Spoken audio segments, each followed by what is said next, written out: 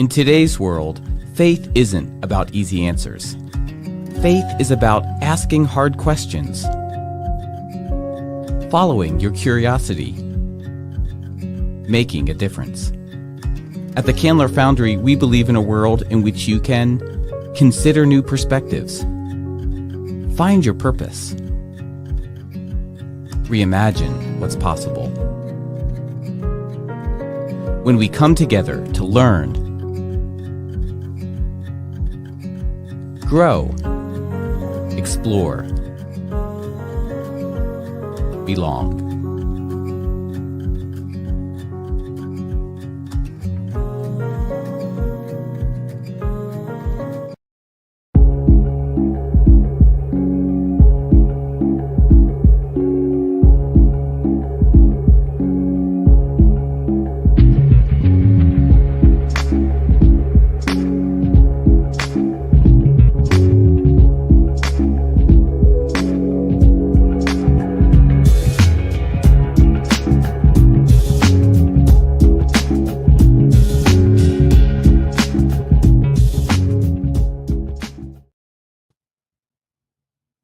Hello, friends, and welcome to today's Publications at the Beach, our webinars where we're reading beach reads and fiction in order to explore theological and biblical themes and motifs, and also have a little bit of fun. This is brought to you by the Candler Foundry, which is an initiative of the Candler School of Theology at Emory University. And our mission is to provide theological education to everyone and also welcome everyone into theological conversations. Today, we will be looking at the book, The Parable of the Sower by Octavia Butler. Now, even though this book was written decades ago, it has so many pertinent themes and ideas for our time, mainly because Octavia Butler was writing about an envisioned future.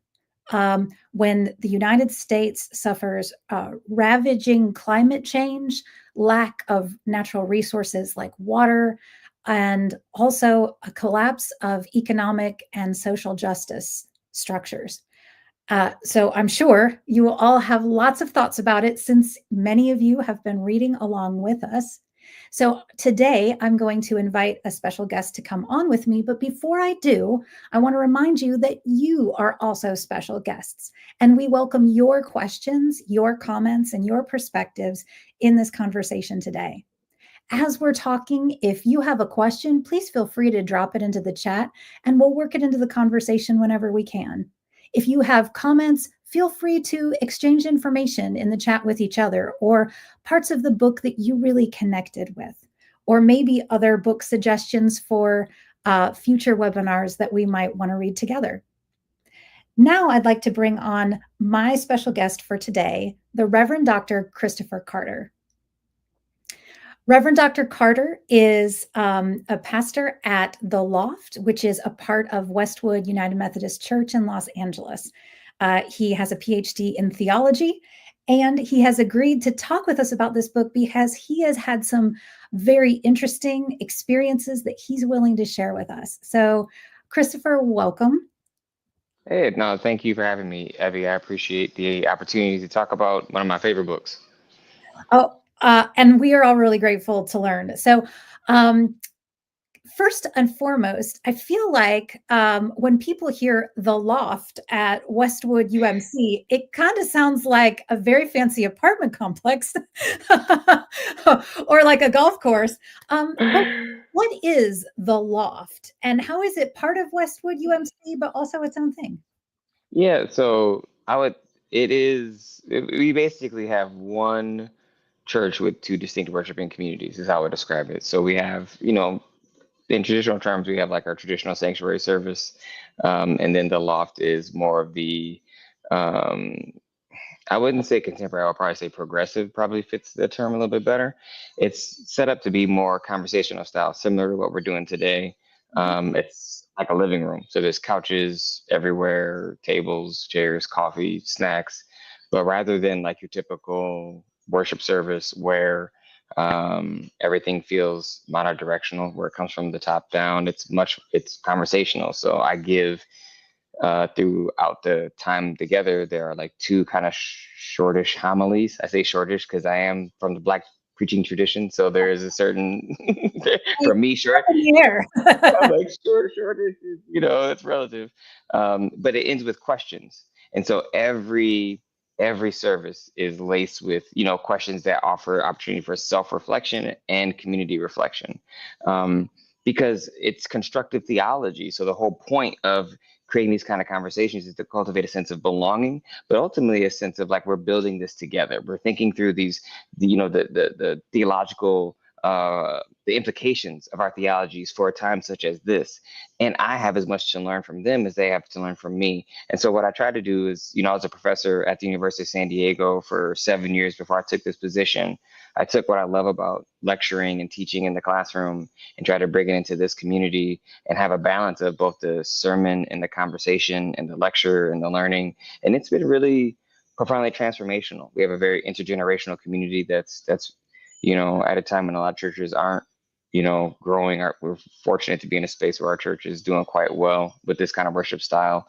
For people who really are curious, right? They want to know why the pastor's saying this, or why do we believe this, and what does it actually mean? And they want to wrestle with those questions. That's the kind of space that we've created, and yeah, it's fun. If you're curious, you can totally look it up. We stream our services on YouTube, so if you want to get a vibe of what we do, and obviously we're in LA, so we have great musicians, so we have great music because we are spoiled with that. Like we are very, very lucky with that.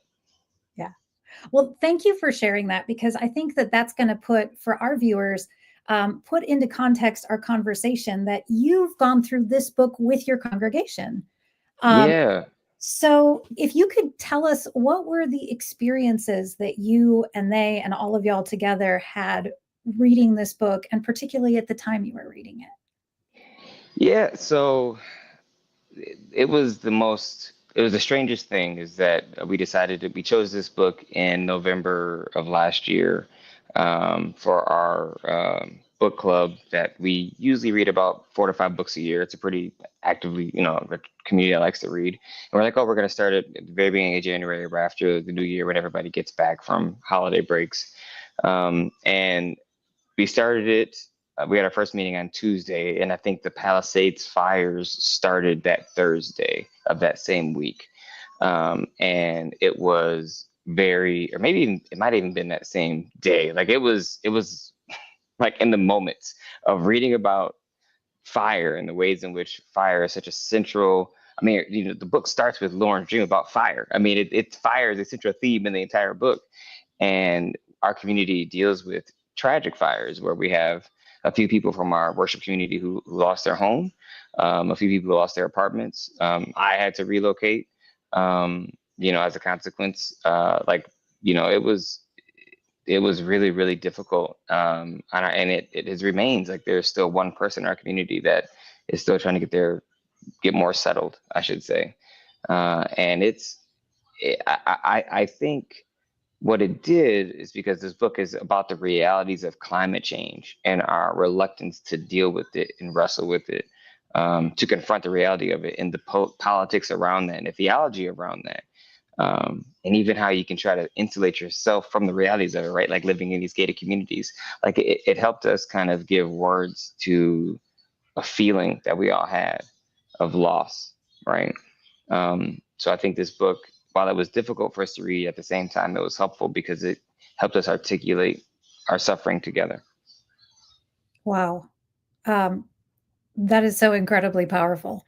And we're so grateful that y'all were okay, even though I feel like those moments when that happened, when those kinds of things happen, they also, not only do we go through the gratitude of, we're alive, or the people whose houses were spared and that, but it also, in any of these types of disasters, it also highlights a lot of social injustice. Yeah. Like and this book is so much about, how do people compete for natural resources? Yep. And how do you do that while you also try to have community?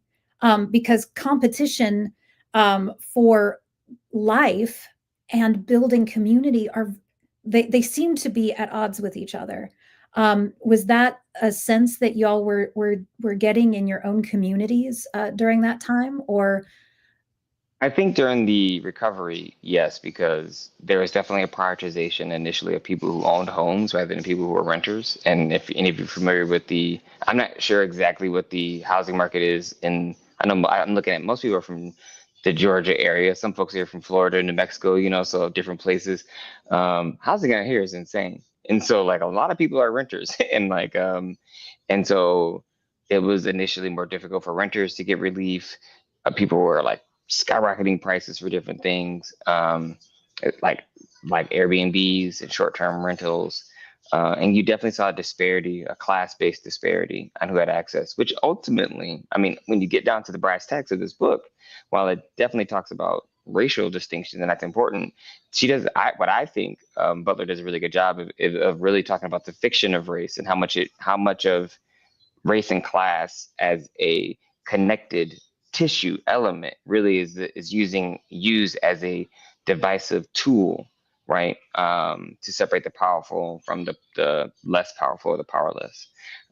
And so it gave us again language to talk about what we were witnessing, what we were seeing. And because my community is intergenerational, we have people who are unhoused all the way to people who own multi-million-dollar homes.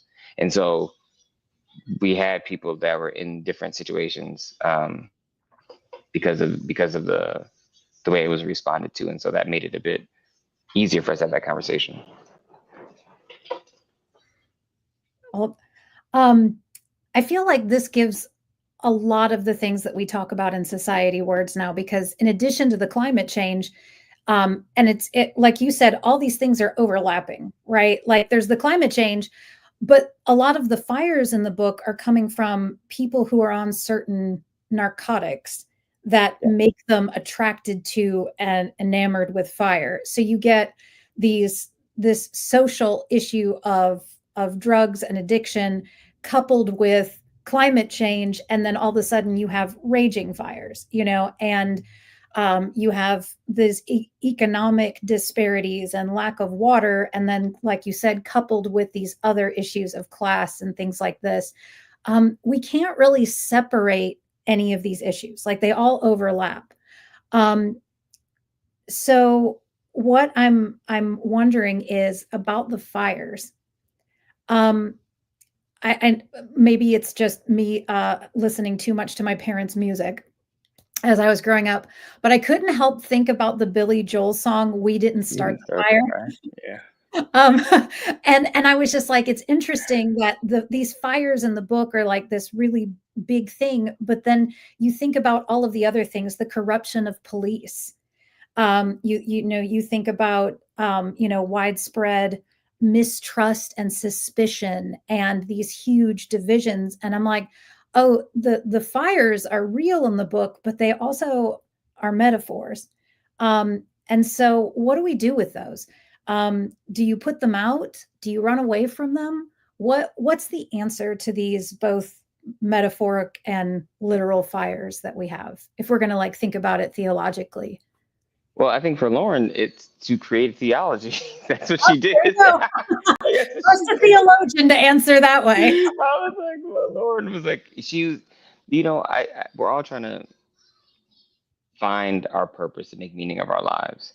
And I think, Lauren's father used his Christian faith to make sense of their life and to help structure the lives of the community. I mean, he was a pillar of the entire community.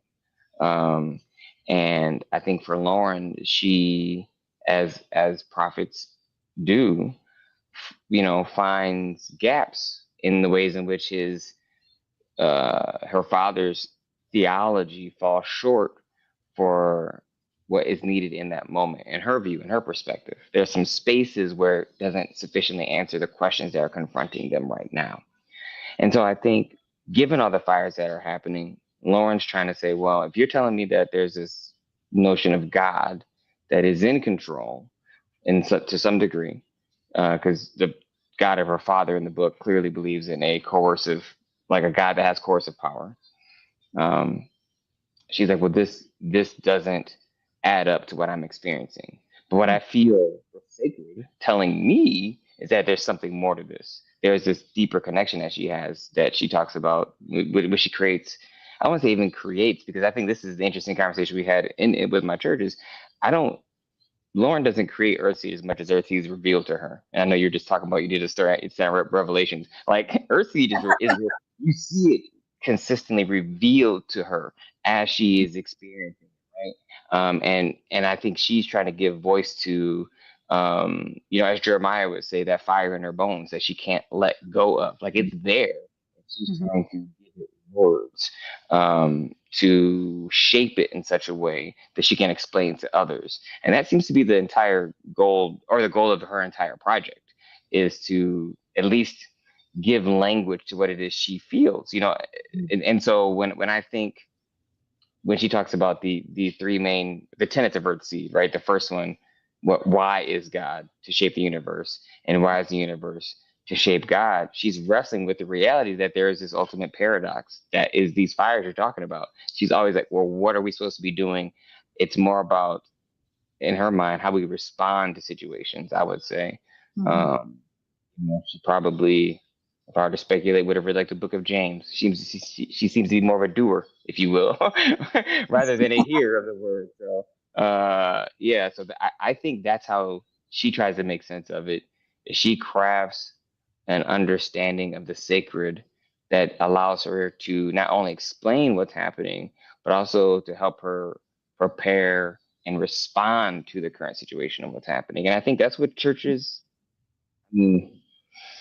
This is what we need to be doing today. I think, if you, I just got back from a trip from South Africa, so I'm a little bit, I'm still unpacking all these things from my time learning more about apartheid and the ways in which I see it overlapping with the American system. And one of the things a pastor there said that really stuck out to me, he said, when I was in America in the spring, I was talking to clergy, and they're talking about how different things are in this current political moment, and how different things are, and how everything is different. And he said, so I asked him, well, if everything is different, how is your church different than it was prior to the changes? And many of them didn't have answers. And I think this is the point that Lauren's making in the book. Like, this is that point. She's like, if everything is different, what are you doing differently? Right? What are you doing differently? And I think, coming from someone who had lived through and was a religious voice during apartheid, understood we have to meet the moment, right? You can't just feel like progress is eventually going to happen. You have to make it happen, right? and I think for me that that really resonated with me, and I think that's what I see Lauren struggling with. We're not struggling with. She's answering that question. Yeah. She's like, no, we have to do something, and this is what we're going to do. Yes, it made me think of self-help guru Byron Katie wrote, whenever you argue with reality and fight with reality, you're fighting with God, and that's a losing battle. And the refusal to change is really a fighting with reality. It's suggesting that this isn't the way it's supposed to be. It's supposed to be like this. Well, if it was supposed to be, then it would be. Like, that's just how reality works, right? And I think that Lauren's getting at, instead of thinking of God as this is the unmovable mover, what if it's just the always moving? And to me, it's almost as if we were going to use our own Christian theological terms, it's almost as if she's leaning more into the aspect of the Holy Spirit than our notions maybe of like Father God. That there is this dynamicism, there is this always moving, this unpredictability, and so the most, I guess, pious one can be is to be, like you said, nimble and flexible and willing to move. I find it interesting that if you read like the back of the cover, it says, Lauren loses her family in a fire one night and has to abandon her home. That doesn't happen till like halfway through the book. Yeah. Like, it's like, but what about the whole first part where she's anticipating change? She's packing her bags. She's talking to people and saying, hey, are you ready? Are you prepared for what's coming next? Have you thought these things through? And people are fighting her, and it leads to so much like loss and destruction. I mean, not that they could have fully prevented all of it, but I think it's interesting that the whole first half is her anticipating change and in some sense being open to the change, not fighting or resisting it or trying to put it out of her mind and numb herself to it. I find it really interesting that the whole first half of the book, nothing's changed yet. And yet she's already adapting internally, and sort of adjusting her perspective to include change, which I think that right there, like the whole mindset of being able to entertain the thought of change and not be overwhelmed or overpowered by it, I think is something that I think all of us can struggle with at certain times. I mean, I don't know what to think about it. yeah, I mean, but she makes change sacred. I mean, when she's saying God has changed, she's like, no, this is sacred. This is sacred work. When things change, it's because it's supposed to change. Like, and rather than resisting that change, as one could do, rather than denying that change, right? So either trying to fight against it or pretend it's not happening, right? She takes, I would say, a more virtuous approach to say, okay, how do I mold myself? How do I melt into a new position to respond to that change in ways that allow me to continue to have this dynamic relationship, right? Where I'm still not only alive and contributing to this world, but I'm also helping to facilitate that change, right? It's much more of a relational understanding of God. When you believe God is change, you are participating with everything you do. You're participating with the sacred. It is a felt reality. I think she's talking about, and I agree. It's much more of a spiritual understanding. With the way we talk about the Holy Spirit, or one might even say Sophia in the or Jewish tradition. Like there's a way in which it's a constant conversation for her, and I think it's what can be unsettling for some Christians when you say God has changed is, again, you might have this notion of God as this fixed entity that is in it. I should say this. Or what I want to, if you read that and you're like, ooh, this unsettled me, I think that's an invitation to think, what do you believe about God? And take it to its logical conclusion, right? Because if you do believe that God is fixed and that God has this kind of, we might say, coercive, which for me is more like almost like, I'm thinking of like a puppeteer with like different strings, like in that kind of control. And you have to wrestle with the reality of all kinds of natural disasters, tragedies, and events, and why these things aren't, why there's this much suffering. What Lauren invites us to do, and what I think a healthy Christianity ought to do, is to say, well, what if that vision isn't God? What if it is much more persuasive? What if it is much more invitational? Because one thing that, so now I'm going to get into the Christian part right here, is like love is always invitational. Love is not coercive. Yeah. And so if you believe that God is a God of love, I think that really should challenge that coercive piece. For Lauren, she takes love out of it. Because she was, for her, in her book, she's like, you know what? I don't know if I see love in this world. And I mean, I think when you get to the end of the book, and you get to even the second book, I think that's when you start, her position evolves. But Mhm. she had experienced some suffering. She struggled with it. And that's why I said it's revealed to her. Because you see shifts. The theologian in me is like, I see the shifts. I see the growth. Or even think Paul. You look at Paul, Corinthian Paul is different than Romans Paul as a New Testament scholar. So I'm like, there's some evolution. That's good, right? That's how it's supposed to be. Well, and I'm so glad you brought up Paul. Oh, that's so great. And that I think parallels this story because, and for any of you who didn't read the book, after she's forced to flee, she has this very small, like there's 3 people from their community who survive, and they're moving north because north it's cooler, there's more water, there's more opportunities. So they're on their way towards Canada in California.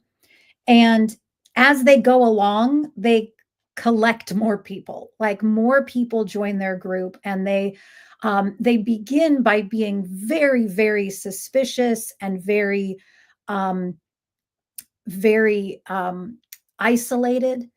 And then the more that they go along, the more people they invite and more people they protect and more people that they offer like compassion or just food and things like this too. And so by the time we finally finish at the end, like they've got a substantial group of people. What I think is interesting is in almost all of the undisputed letters of Paul, it's not just Paul writing. It's Paul and Timothy. It's Paul and Sosthenes. It's Paul and like in Galatians, it's all the brothers that are with him. Like it's a whole group of people, and so we see that evolution of Paul's thought also because of Paul's community. And so Lauren, we watch her moving through the story, and she has this way that she sort of worked out all by herself in the first half. Right? It's just her thoughts, all of her books. She has a couple conversations with others, but they're really disappointing. Like her best friend doesn't want to hear about it. Her dad like tries to temper it. And so she's very much on her own. But as soon as she begins the journey, that's not only moving geographically, but she's also developing the way she talks about this revelation she's had about what is Earthseed. We see that she also changes because of who she's with, that she becomes a they in a sense. And I think that especially since Christopher, you've talked about your group reading through this together while also experiencing like those devastating fires and things going on in your community. Like it's almost like y'all paralleled this same experience, not just in the fires aspect, but that there's this sense of the group taking on its own identity and teaching itself things that any one person couldn't. Yeah, I mean, definitely. I think, especially reading this book as a cisgendered man, like there are ways in which you have to understand the racial gender dynamics that are at play in this book because it's a very dangerous time. I mean, Lauren pretends to be a man because Mm-hmm. she's deeply Yeah. aware of the reality of sexual violence as they leave, after the community catches on fire and they have to leave, um, and they're migrating, like they are at risk, of being robbed. And, and so she is very much aware of this. And so having these kind of conversations with my community, with, I think there may have been one other man in the book group, and it's mostly other women, um, and I, that helped me. It helped me understand like things I may miss in terms of the fear that one might have with respect to that. I also want to mention too, one thing that we haven't touched on yet, I think is important for the development of this book and why Lauren connects with people, or one way she can connect with people is her hyper empathy, right? The way Oh, in which she yeah. actually like feels other people's pain. Um, and all right, give me 1 second here. Here you go, Isaiah. We're having a dramatic pause while my son gets his snack of Fritos corn chips. Always delicious for breakfast. Oh, I forgot. That's right. In California, it's y'all's breakfast time. Start with that. Start with that. Okay. I know, bud. All right. All right. Thank you. It is breakfast time. So he's eating breakfast. So he's trying to, he knows this is the time he can persuade me to get a little bit more than he's otherwise able to get. So as I was saying, the hyper empathy. I think one of the ways in which she's able to connect with people is because she literally can experience their suffering with them. And it's interesting when you think about what's happening. Many of you may or may not be aware of the critique of empathy that's happening in Oh, yeah. But it's a sin. That empathy is sinful. yeah. And I think what you find in this book is the ways in which empathy is used in a very, when you can feel the other suffering, how it transforms you, right? To the, the language that they use to argue that empathy is a sin is to really try to disentangle compassion and try to take empathy out of compassion, because Jesus talks so much about being compassionate, and they're trying to say, oh no, that it's a sin to have too much empathy, toxic empathy, because you feel too much. And I would argue like this to me is a it is a it is to rob one of the the power, I would argue, of one of the Ten Commandments. Because these people love the commandments. When the first commandment says like you shall have no other gods, is to make sure that you understand your place relative to other people, meaning that there is a God that is not you, and the primary reason we have to have that distinction is so we understand the importance of being in solidarity with one another, as the liberated Hebrew slaves did. They knew that they needed to understand and suffer and grow and be free together. They would only be able to sustain this freedom together. And so much of the first set of those commandments are about community, about care, and about love, and about justice. It's about all the things that require empathy. And so what you see in Lauren's character is a extension of that to build a community. So when you have people who are wandering with a newborn baby, she understands their suffering in a different way than others might. When you have two sisters who've been abused, she understands their suffering in a way others might not. When people aren't generally keeping to themselves through this entire time, she's able to actually build bridges and mend fences and heal and offer healing through their own kind of theological discourse and writing and teaching, through empathy, right? And so what you see in this book is a counterfactual to the nonsense I would argue you hear from people saying that empathy can be toxic, right? Because there's nothing toxic about actually doing what Jesus says as the Samaritan does, like literally to feel the suffering of the other person as it's your own suffering, and then do something about it. It's interesting because sometimes her empathy actually gives you the impression she's cold-hearted. Like the fact that when she sees an animal suffering, because it causes her so much pain, she will go and slit its throat, like that. She's Yeah. like, well, I have to end that suffering because otherwise it cripples me. And it was interesting when she becomes more and more compassionate, and her friend says, "Oh, now you're the good Samaritan." And I thought, oh my goodness, like these are very intentional, especially since Octavia Butler uses Luke's version of the parable of the sower, which comes just a chapter and a half before the parable of the Good Samaritan. All of these stories are very much all woven together, which I thought was interesting. And I also loved how Lauren's empathy also made her feel others' joy and pleasure. And I think that's the other side of, so often when we use the term empathy, we almost always use it to like understand suffering. But I think we forget that it's also a gift to be able to experience joy. And like you said, the teachings of Jesus are like, we weep with those who weep, but we also celebrate with those who celebrate. That this was never intended to be like, if it's the gospel, it's good news. It was never intended to be bad news. And the beauty is we get to be together, whether or not we're celebrating or we're suffering, but it doesn't mean we have to suffer all the time, Yeah. which I think is really important.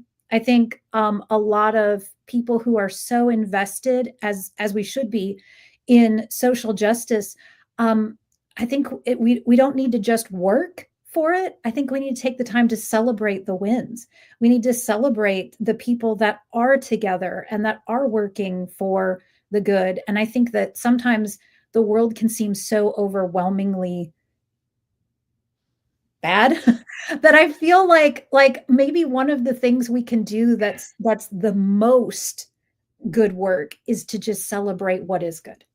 So I really appreciated those moments throughout the book where she connects with someone through their joy. Yeah, no, 100. I think that there, for a book that is so, I call this book like this is a journey towards a pragmatic utopia. That's what I tell my students when I taught it and we read it in here, because it's not like the ending. I would argue it is a happy ending, but others would be like, man, to get to that ending, that was a rough journey. But the reason I say it's pragmatic is because I think, as I tell my students, like I've been black all my life. Like things have been hard for me. Like that's just the reality of the situation. This Like didn't I'm just not. happen like recently. Yeah. I'm like, this is it. And so I'm like, yeah, like it's realistic in that like it's hard. It's hard, but it doesn't mean you can't still have good things and have relationships that she finds in the book, and have new births that happen, and have there is there is joy woven throughout this book in the midst of suffering. And I think that's true, right? I think that is our real experience. And she does take time to celebrate that in the midst of just being how difficult it is, because it's celebrating their very humanity, you Mhm. know, it's celebrating their very humanity. And while that may seem unimportant, you know, when that is at stake, it's those little moments of joy that allow you to feel alive. So yeah, no, I, I agree with that. I'm trying to think if there's anything else in the book that is a particular theme that I hadn't mentioned that I thought was uh, important. But I don't know if there's any theological theme or anything that really resonated with you that you wanted me to unpack or at least talk about in any way. Well, the one thing, of course, like I said, I can't help it. I'm still in the New Testament. Um, there's a real twist on the parable of the sower. Yeah. When we read the, the version of the parable of the sower in the New Testament, although it's slightly different in the three synoptic gospels, so often the way it's explained is there's the sower, and the sower is sowing seeds, and the seeds is the word of God, and it lands on different types of soil, right? And the good soil will hold on to it and will bear fruit, and soil that's rocky, it'll take root, but then it'll die. And so the people that receive the word of God are the soil. But the way she describes it, the fact that they are the seeds, like they are the seed, which means in the parable they are the word of God. So that right there is a whole theological um, gem. Like, wow, what do we do with that? And of course, once again, from a strictly textual point of view, it's very interesting that when we say word in English, we are almost always talking lexical, right? Or Yeah. linguistic. But in both the Hebrew Bible and in the Greek New Testament, words for words mean more than just words. The Hebrew devar is not just a word, but a thing or an event. And the word rhema in Greek can mean word or thing or event. And so her idea that God is change and that we are participating in that change and we can shape that change as it comes, like, is she making the case that they, as this community, are somehow the expression of God? That's such a great question.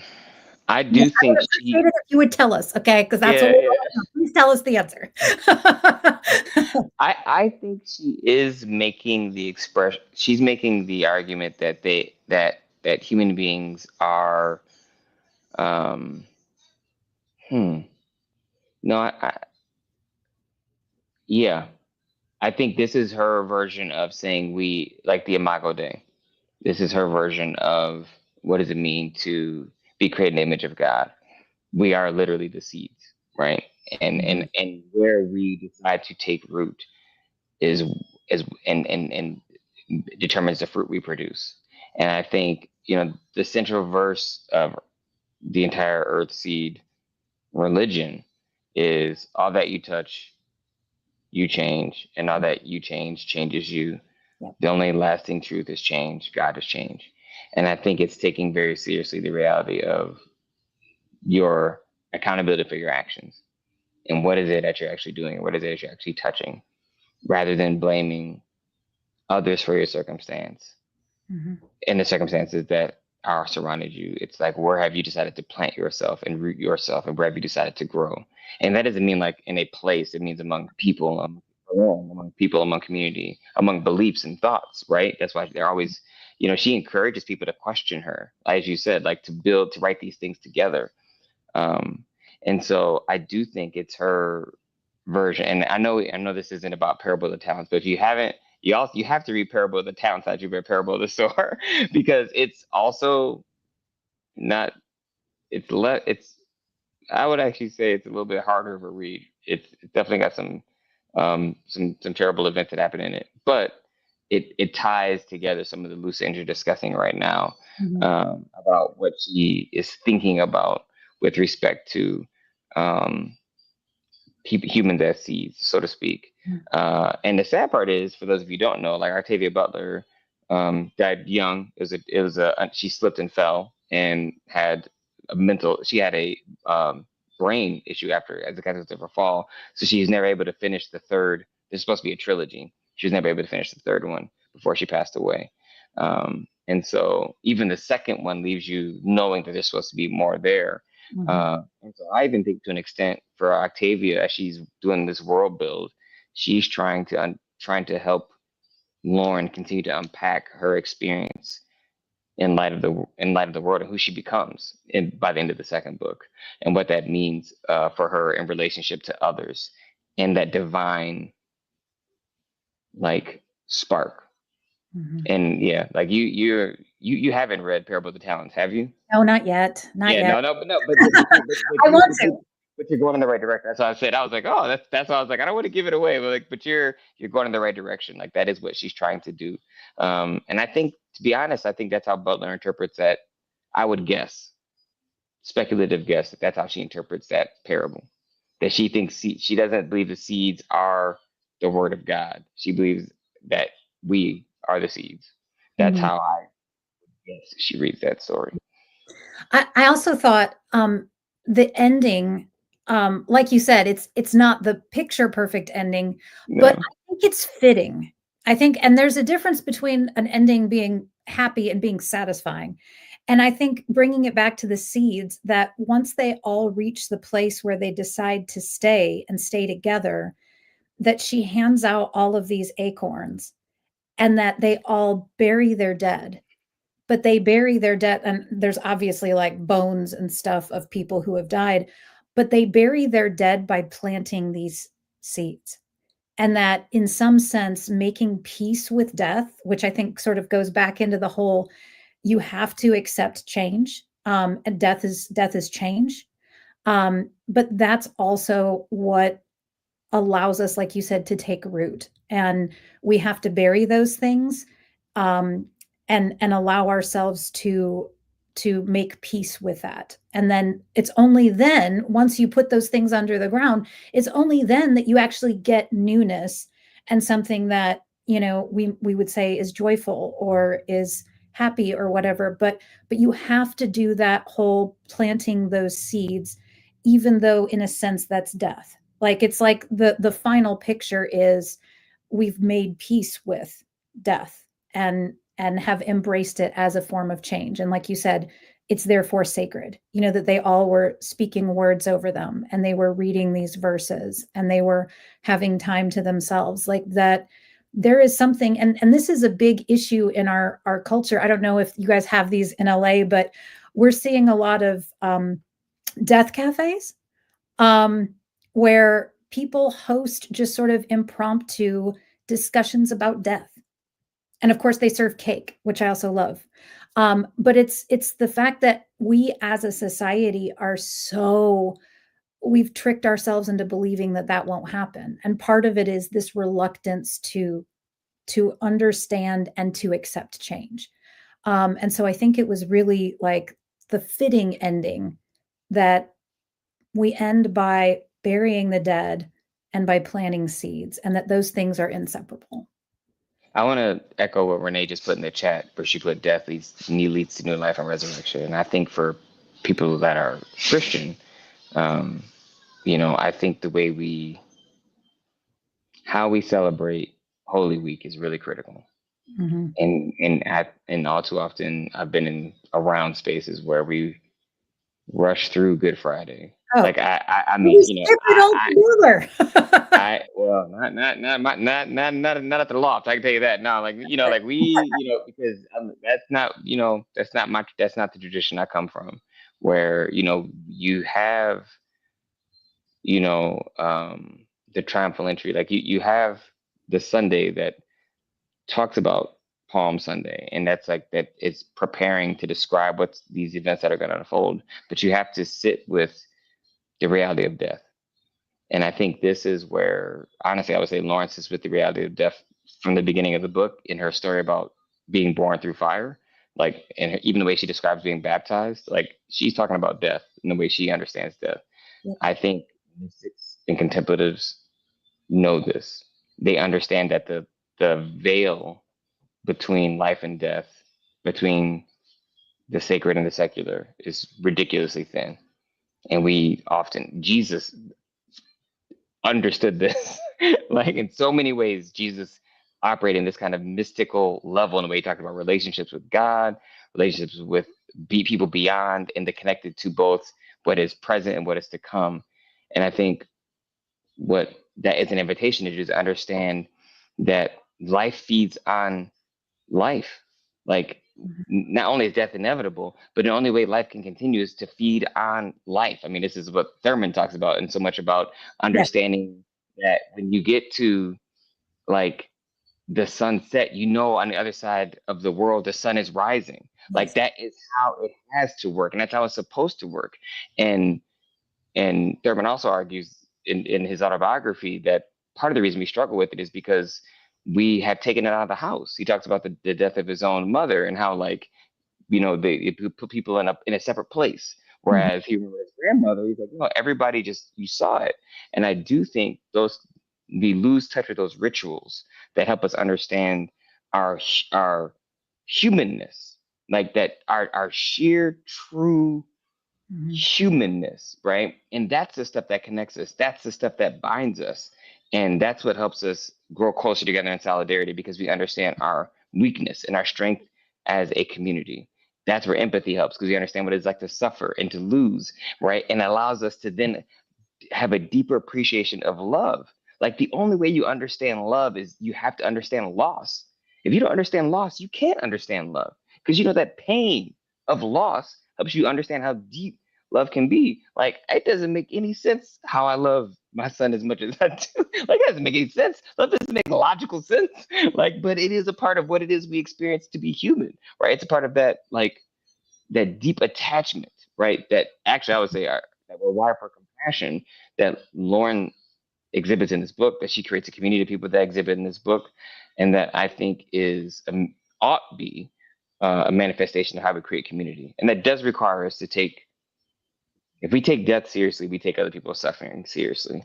And Yes. so the degree to which we distance ourselves from death, the reality of death, I believe we distance ourselves away from the reality of another's suffering so that we can pretend to not feel it.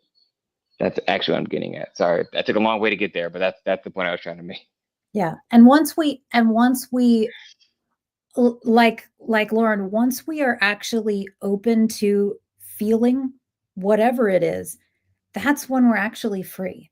Like Yeah, the problem isn't that people are like, oh, it hurts when I feel this. The problem is we won't let ourselves feel it. And feeling then it. it Yeah. keeps us from all of that life. And so if all of those feelings are welcome at the table, then there's nothing to be afraid of.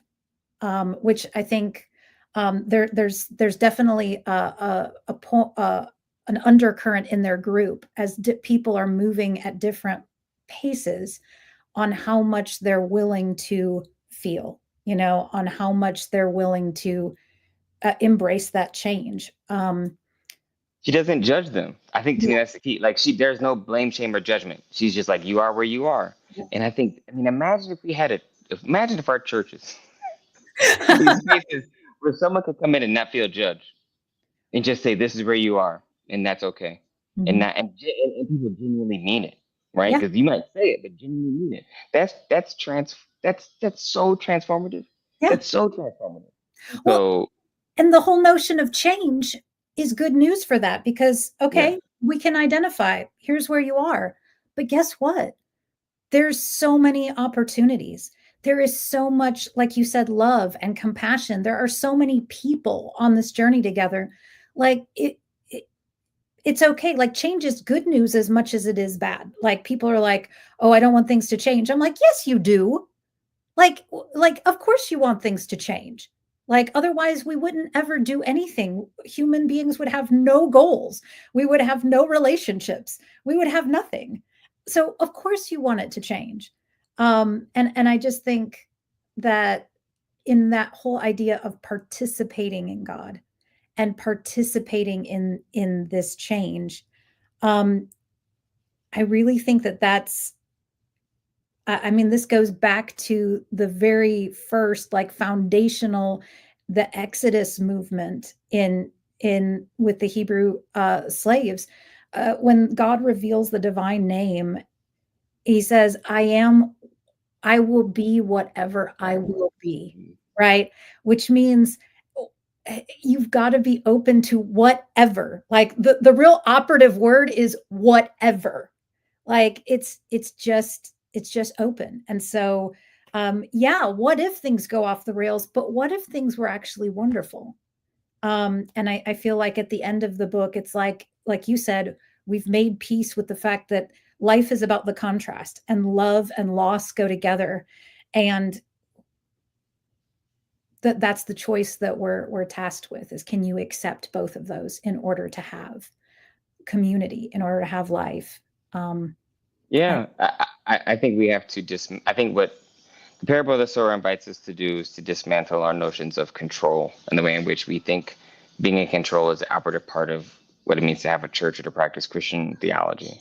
I think this is a part of the, to get super technical on, yeah, the Constantinian Christianity that we kind of practice today. Like, there's this idea that we have to have a empire to enforce a religious belief upon people, because it's about control. But again, as I say, love is always invitational. It's never coercive.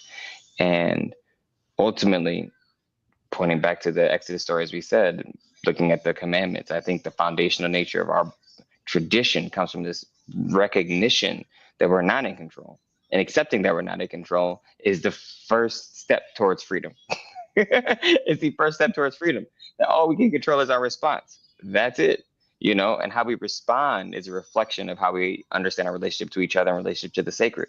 It's how we respond that mhm, dictate the kind of seeds we will be, right? yeah, That's the critical point that I think she's trying to make in that book. And what I believe is ought be good news for people who are Christian or people of faith who read this book. yeah. I had a friend of mine who's a therapist tell me this, and it was so powerful. It stuck with me 20 years later. And he said, um, if you were to draw a circle of all the things that you wish you could control, you would realize how few of those you actually could control. And when you draw the circle much tighter and much smaller around things that you can control and you don't try, what you'll find is the circle of your influence grows. You can't control it, but you can certainly have a greater impact and an influence, um, which I feel like we see that in our main character. Yeah. She understands, I can't control all that. All I can do is be prepared. And the more that she focuses on her own responses and her own like responsibilities, she gathers more and more people who listen to her, who follow her. She never has to claim I'm in charge, but people understand that they want to go where she goes and they want to be with her. And I think that right there is such a beautiful picture of the when we give up control, we can actually give influence, we can make an impact. And that's the legacy that she leaves at the end of the book, is she has brought them into the place where they're safe. um And it shouldn't be lost on us too. This is at the time, Lauren is a teenage black woman, yep. right? So she looks older than she is, but I Yeah. think she's 17, and she founds this community that is interracial, Mhm. right? Uh, Intergenerational. intergenerational at a time when this is within the context of the book, interracial is definitely problematic. Intergenerational, again, tricky, and she still has that power, really, and so what then again, it symbolizes, I think, this kind of role that we often can put and ascribe onto Black women, but also just being, I think, Octavia is being realistic in terms of this is what we do as a Black woman, as a Black woman author, right? I find that deeply relevant, right, for the leader she becomes, and the fact that how she leads and that people follow, right, Mhm. uh, at a time of crisis. I think that carries a lot of weight in terms of how we all read this book too. Well, to sum up, I think one of my favorite things you have said today is that love is always invitational and not coercive. And that by us going along on this journey in this book with them, we really see God and community as being invitational. But I have to be honest, the invitation I am so grateful that was accepted was mine to you.